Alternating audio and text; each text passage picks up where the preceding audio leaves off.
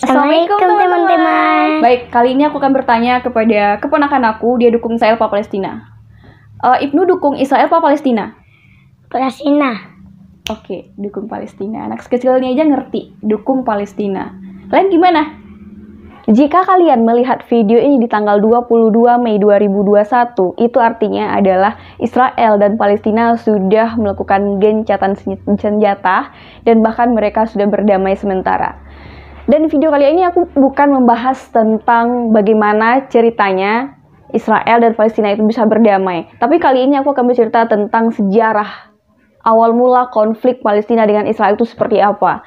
Karena sudah bertahun-tahun bahkan sampai 2021 ini konflik dengan Palestina, Israel itu semakin memanas dan bahkan Israel sempat membabi buta masuk ke Masjidil Aqsa. Dan sebelum masuk kita kepada videonya, jangan lupa tekan tombol subscribe dulu, like, komen, dan share ke media sosial yang kalian punya sebagai bentuk dukungan kalian kepada channel aku. Inilah sejarah awal mula konflik Palestina dan Israel. Dilansir dari kompas.com, konflik Palestina dan Israel adalah permasalahan internasional yang masih berlanjut hingga kini.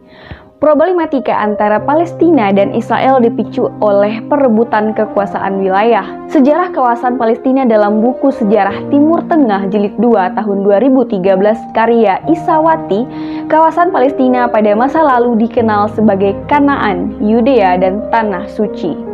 Pada tahun 586 sampai 1000 Masehi, Palestina adalah negara Yahudi yang menjadi jajahan Babilonia, Persia, Masedonia, dan beberapa kerajaan Yunani. Baru pada tahun 636 Masehi, wilayah ini mulai berada di bawah kekuasaan Islam. Jadi kalian pasti bertanya-tanya, bagaimana sebenarnya awal konflik yang terjadi antara Palestina dengan Israel ini? Oke.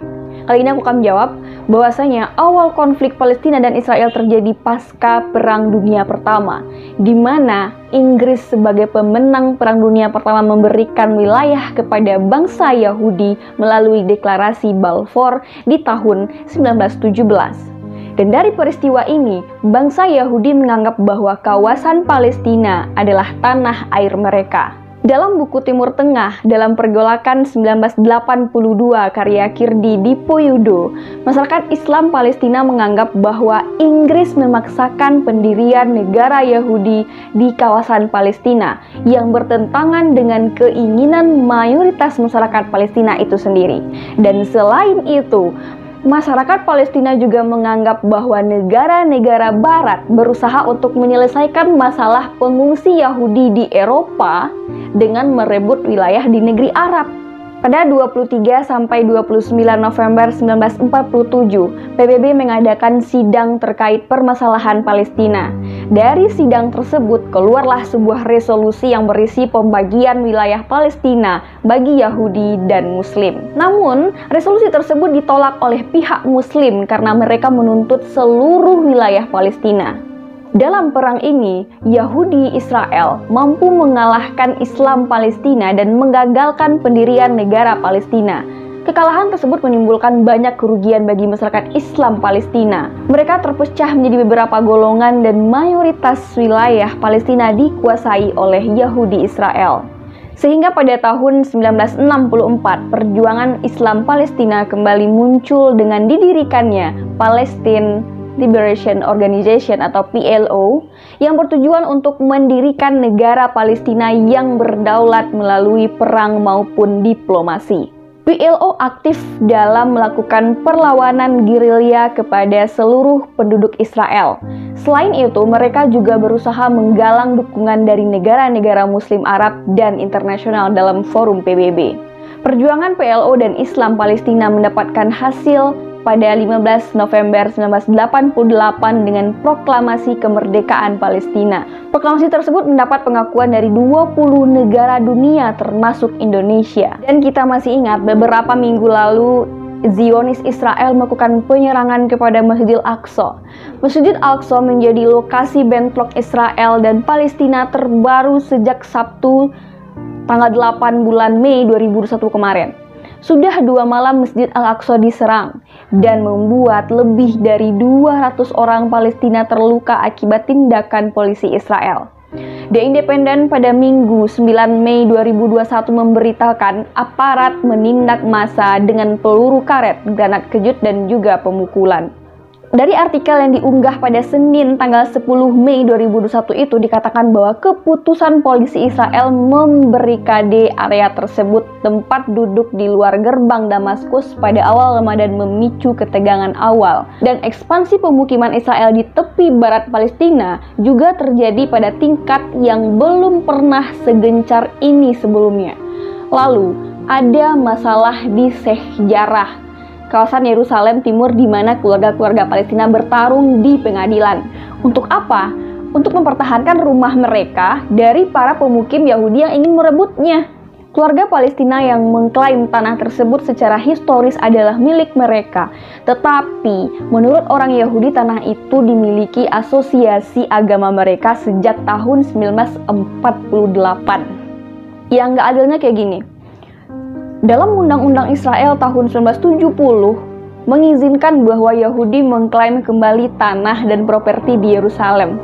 Tetapi tidak ada hukum yang setara untuk orang Palestina yang tanahnya diambil orang Israel sejak pembentukan negara Israel pada 1948. Israel merebut Yerusalem Timur dari Yordania pada tahun 1967 dan mencaploknya sebagai milik mereka. Tetapi sebagian besar komunitas internasional tidak mengakuinya. So, masalah dan ketegangan di Sheikh Jarrah kemudian menjadi inti konflik terbaru. Kemudian Senin lalu adalah Hari Yerusalem, yaitu peringatan momen tahun 1967 ketika Israel mengambil alih kota itu. Ratusan nasionalis Israel akan melakukan parade dengan bendera, melewati Yerusalem dan kawasan muslim lainnya. Bagi mereka, itu adalah pertunjukan patriotisme. Tapi, bagi orang-orang Palestina, itu adalah provokasi. Kaum nasionalis Israel diberi akses ke kuil gunung atau Temple Mount yang satu kompleks dengan Masjid Al-Aqsa, yang merupakan situs tersuci ketiga dalam Islam. Temple Mount itu hadap-hadapan sama Masjid Al-Aqsa. Di sini Masjid Al-Aqsa, di sana adalah Temple Mount. Kalian bisa lihat sendiri, itu ada di Google Maps, bisa lihat sendiri. Namun pada Senin pagi, otoritas Israel membatalkan izin akses meski pawai kota tua akan terus berlanjut. Selain di kompleks Masjid Al-Aqsa Palestina, ketegangan juga menyebar ke Gaza di mana Hamas menembakkan roket-roket ke Israel Selatan. Dari kejadian-kejadian tadi yang sudah aku ceritakan, penggalan-penggalan cerita tentang awal mula konflik Palestina dengan Israel, kita mendapatkan sebuah pelajaran penting bahwasanya terdapat dalam surah Al-Baqarah ayat 120 mengatakan bahwasanya adanya skenario global di balik konflik Palestina. Sesuai dengan Al-Quran surah Al-Baqarah 120. Yang artinya adalah orang-orang Yahudi dan Nasrani tidak akan senang kepada engkau hingga engkau mengikuti agama mereka. Aku bersyukur banget sekarang Indonesia sangat membantu sekali dalam proses pelepasan Palestina dari orang-orang Zionis Israel, dan bahkan sangat mendukung sekali yang mendirikan masjid-masjid di Palestina. Kemudian juga begitu banyak lagi bantuan dari Indonesia untuk negara Palestina. Tapi pada kesempatan kali ini kita sudah melihat dengan nyata bahwasanya Israel dan Palestina sudah berdamai meskipun sementara, tapi kita bermohon kepada Allah semoga peristiwa ini tidak pernah terulang lagi sampai membabi buta seperti itu. Dan semoga kesempatan-kesempatan yang akan datang akan melunakkan hati Israel tersebut untuk kembali berbaikan dengan Palestina. Oke, saya Giana. Sampai jumpa di video selanjutnya dan bye-bye.